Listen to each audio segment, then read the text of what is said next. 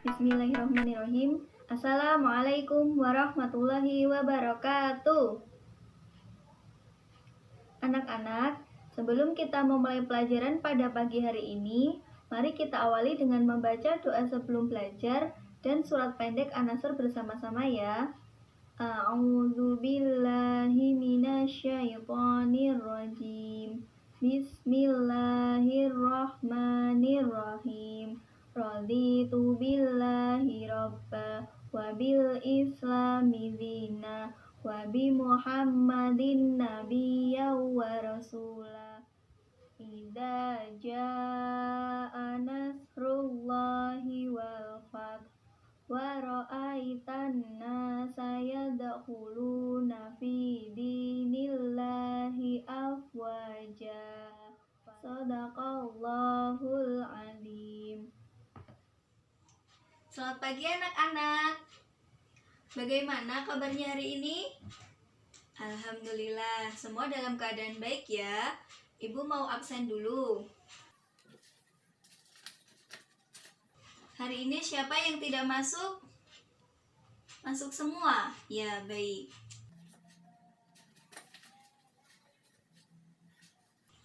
Anak-anak, di sini Ibu punya gambar. Coba diperhatikan dulu ya. Ini gambar apa? Iya, ini gambar orang yang berdakwah. Kira-kira di sini ada yang sudah pernah berdakwah? Mas-masnya? Sudah pernah? Kapan? Oh, waktu subuh, berarti di masjid ya. Kultum anak. Hari ini kita akan belajar mengenai sejarah masuknya Islam di Indonesia.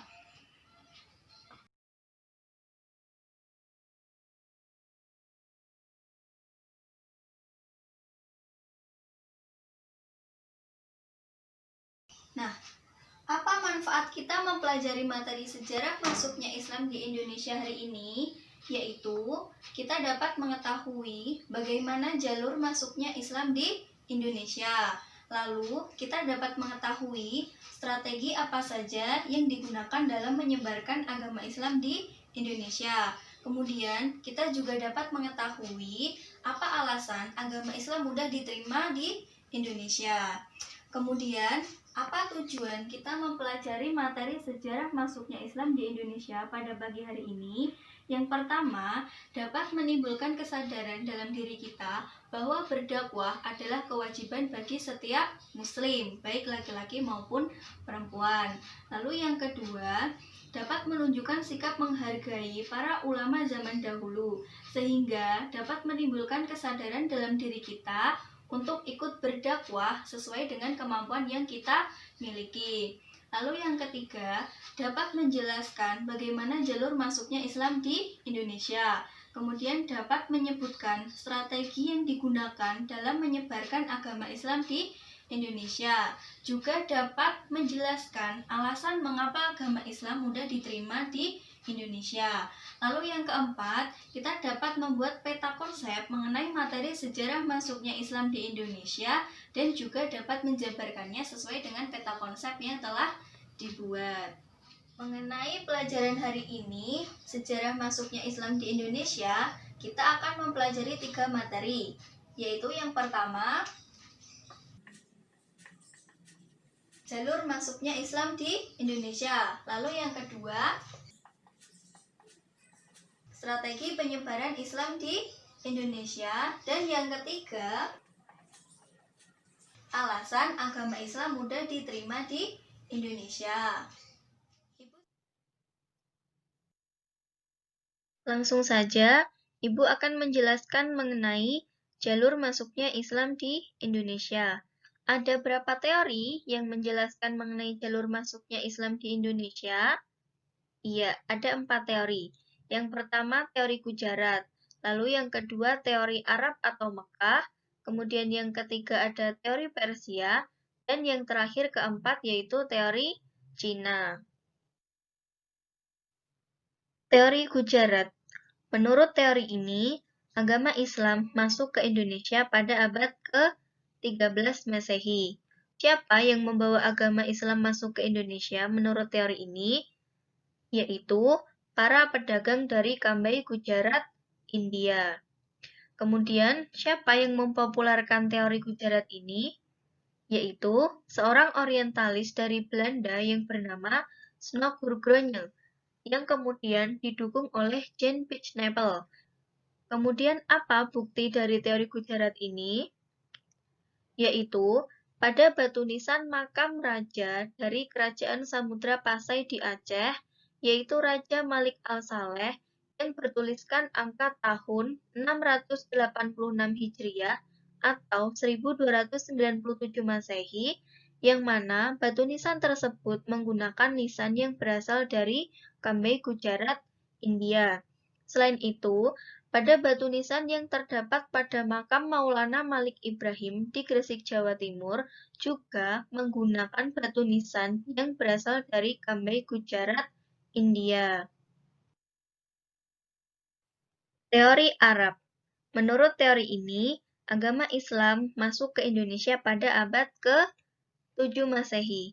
Siapa yang membawa agama Islam masuk ke Indonesia menurut teori ini? Ya, agama Islam langsung dibawa dari Arab menuju Indonesia. Kemudian siapa yang mempopulerkan teori Arab ini? Yaitu Haji Abdul Malik Karim Amrullah atau biasa dikenal dengan Buya Hamka. Lalu, apa bukti dari adanya teori Arab ini? Yang pertama, adanya juru dakwah dari Arab.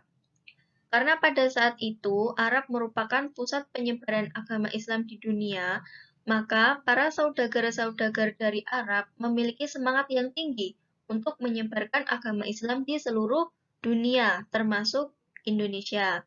Sehingga para saudagar-saudagar tersebut datang ke Indonesia selain untuk berdagang, mereka juga menjadi juru dakwah untuk menyebarkan agama Islam di Indonesia.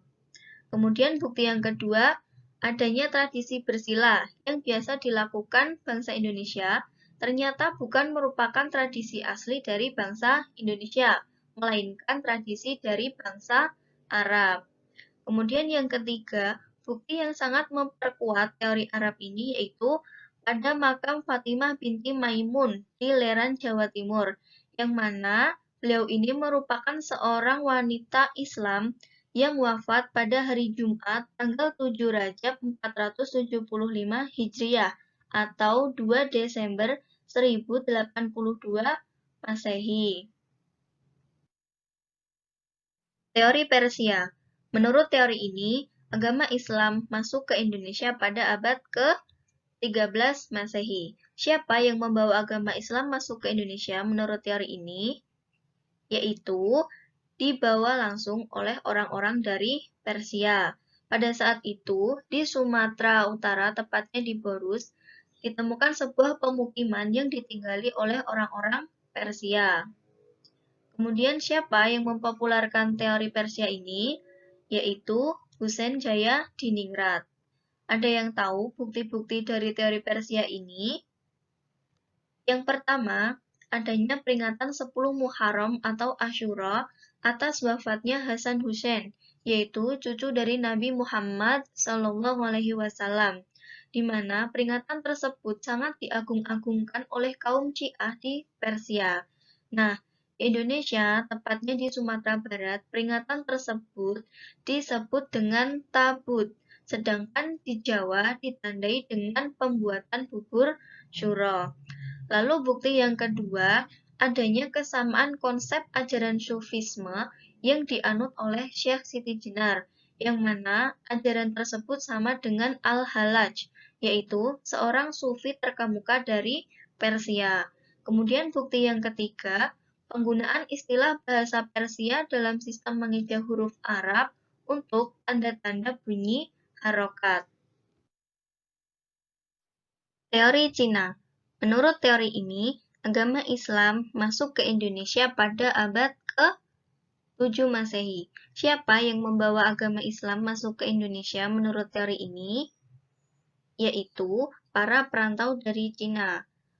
Kemudian, siapa tokoh yang mempopulerkan teori ini? Yaitu Sumanto Al-Qurtubi. Ada yang tahu bukti-bukti dari teori Cina ini? Yang pertama, Raja Islam pertama di Jawa yaitu Raden Fatah dari Bintaro yang merupakan raja dari Kerajaan Demak ternyata memiliki hubungan darah dengan Cina, yaitu ibunya berasal dari Campa, Cina bagian selatan. Lalu bukti yang kedua, nama dan gelar raja-raja Demak beserta para leluhurnya ditulis menggunakan istilah Cina seperti Cek Kopo, Jin Bun, Cek Bancun, Cun Ceh, dan Cuk Cuk. Lalu bukti yang ketiga, masjid-masjid tua di Indonesia yang berarsitektur Tiongkok ternyata didirikan oleh komunitas Cina yang beragama Islam di mana mereka tinggal di Indonesia. Materi selanjutnya mengenai strategi masuknya Islam di Indonesia. Strategi apa saja yang digunakan dalam menyebarkan agama Islam di Indonesia? Lalu, materi berikutnya, agama Islam mudah diterima masyarakat Indonesia. Mengapa agama Islam mudah diterima dan berkembang pesat di Indonesia? Nah, jawaban dari pertanyaan-pertanyaan ini ada pada video pembelajaran yang akan Ibu putarkan. Proses masuknya Islam di Indonesia adalah sebagai berikut. Perdagangan. Strategi dakwah penyebaran agama Islam melalui media perdagangan merupakan awal proses Islamisasi di Indonesia yaitu pada abad ke-7 Masehi hingga abad ke-16 Masehi, bangsa Indonesia kedatangan para pedagang Islam dari Arab, Persia, dan India. Penyebaran agama Islam melalui perdagangan selain lebih menguntungkan juga sangat efektif dan sesuai dengan karakter masyarakat wilayah pesisir. 2. Perkawinan. Pedagang Muslim yang masuk ke Indonesia dilihat dari segi ekonomi, mereka mempunyai status sosial yang lebih dibandingkan penduduk pribumi. Interaksi antara penduduk pribumi dan pedagang Muslim yang intens tidak jarang diteruskan dengan adanya perkawinan antara kaum pribumi dengan para pedagang Muslim. Selanjutnya dalam prosesi perkawinan pihak pribumi harus mengucapkan kalimat syahadat sehingga perkawinan ini menjadi media yang efektif dalam penyebaran agama Islam. 3. Politik. Proses Islamisasi melalui media politik dilakukan secara bertahap dan berkesinambungan antara penguasa dan pemerintahan. Setelah penguasa atau rajanya masuk Islam, hampir pasti rakyatnya juga masuk Islam, contoh di Maluku dan Sulawesi. 4. Pendidikan. Penyebaran agama Islam melalui pendidikan yang berupa pesantren. Pesantren menjadi media yang efektif dalam proses Islamisasi di Indonesia. Pesantren selain mengajarkan ilmu agama juga keterampilan hidup yang lain. Selain itu juga menjadi tempat menempa ilmu untuk para calon juru dakwah agama Islam. Di antara lembaga pendidikan atau pesantren pada masa awal perkembangan Islam adalah pesantren yang didirikan Sunan Ampel dan juga Sunan Giri yang terkenal sampai Pulau Maluku. 5. Kesenian. Islamisasi melalui kesenian yang paling terkenal adalah dengan mengadakan pertunjukan seni gamelan dan wayang. Seni gamelan banyak digemari masyarakat Jawa dan ini tentu dapat mengundang masyarakat berkumpul dan selanjutnya dilaksanakan dakwah Islam. 6. Tasawuf. Para sufi mengajarkan tasawuf yang diramu dengan ajaran yang sudah dikenal oleh masyarakat Indonesia. Seorang sufi biasa dikenal dengan hidup dalam kesederhanaan, mereka selalu menghayati kehidupan masyarakatnya dan hidup bersama di tengah-tengah masyarakatnya. Mengapa agama Islam berkembang pesat dan mudah diterima oleh masyarakat Indonesia antara lain? Agama Islam bersifat terbuka, sehingga penyiaran dan pengajaran agama Islam dapat dilakukan oleh setiap orang Islam. Dan penyebaran agama Islam dilakukan dengan cara damai. Kemudian, Islam tidak mengenal diskriminasi dan tidak membedakan kedudukan seseorang dalam masyarakat. Begitu juga perayaan-perayaan dalam agama Islam dilakukan dengan sederhana. Dan terakhir, dalam Islam dikenal adanya kewajiban mengeluarkan zakat yang bertujuan untuk menciptakan kesejahteraan kehidupan masyarakatnya dengan adanya kewajiban zakat bagi yang mampu. Itu tadi video pembelajaran mengenai strategi penyebaran agama Islam di Indonesia dan juga alasan mengapa agama Islam mudah diterima dan berkembang pesat di Indonesia. Selanjutnya, Ibu akan membentuk kalian menjadi beberapa kelompok. Coba diperhatikan dulu mekanisme kelompoknya berikut ini.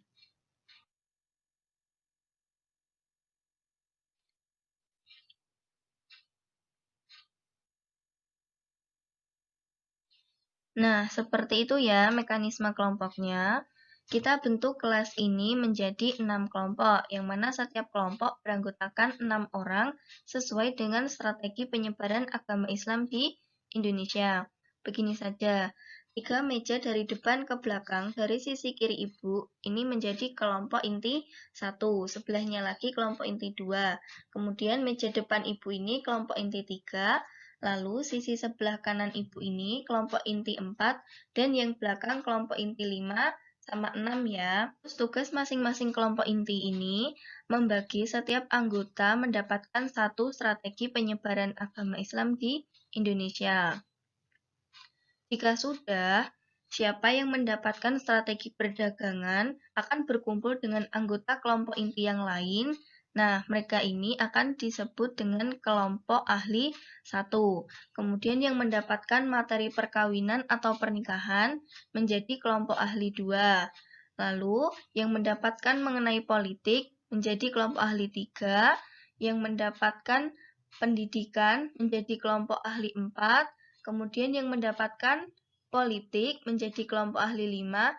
Dan yang terakhir, tasawuf menjadi kelompok ahli 6. Begitu ya, sudah paham? Ya, nah, Ibu akan memberi waktu kalian diskusi dengan kelompok ahli ini selama 20 menit. Setelah itu, kalian kembali kepada kelompok intinya masing-masing. Begitu ya? Ya, baik.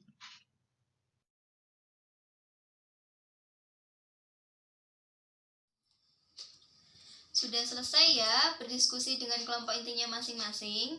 Sekarang Ibu ingin bertanya kepada kelompok inti 3. Bagaimana strategi penyebaran agama Islam di Indonesia melalui strategi politik? Iya, pintar sekali.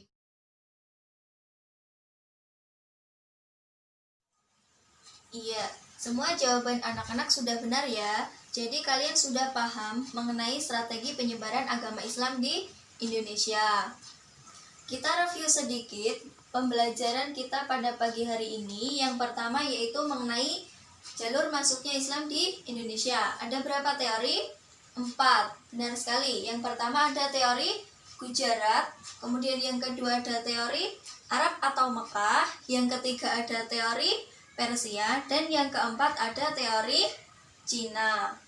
Kemudian mengenai strategi penyebaran agama Islam di Indonesia ada berapa? 6.